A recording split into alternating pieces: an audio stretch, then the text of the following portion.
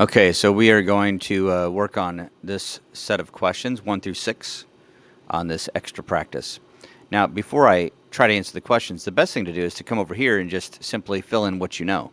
Since this is a circumcenter, these are perpendicular bisectors. Okay, so if this is 19, that means this right here is also 19. If this is 21, this would also be 21. If this whole side is 32, that means each one of these would be 16, right? 32 divided by 2, 16. Split that in half, right? Because these are perpendicular and they are bisecting each side. We also know with the perpendicular bisector, it makes this circumcenter, point W, is the same distance away from each of the vertices or the corners of this triangle. So since this side right here is 24, I know each of these are also 24, this one and this one.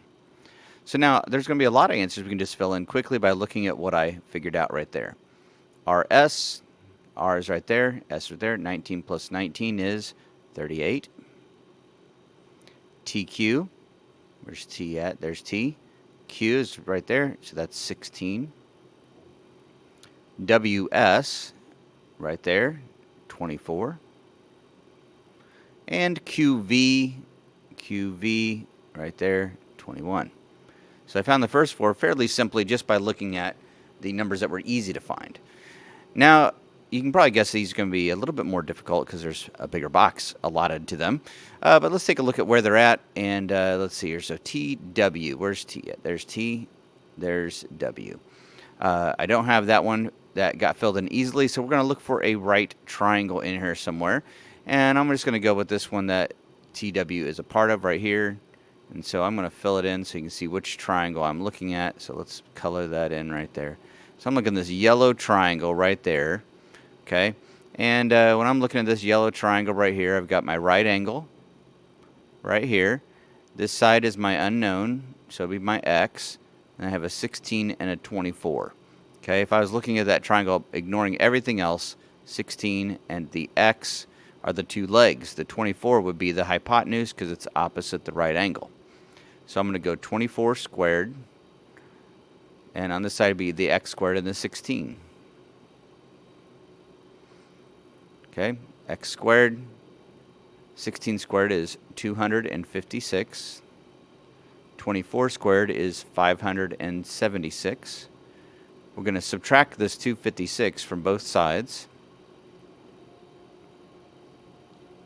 And we get x squared equals 576 minus 256 is 320. Take the square root of both sides, and we get x equals, and if I round it, it'll be 17.9. All right, we have one more with this particular set, and so since there's another one that I don't know, I'm going to look back over here. WV, well, that's a little tiny line right there.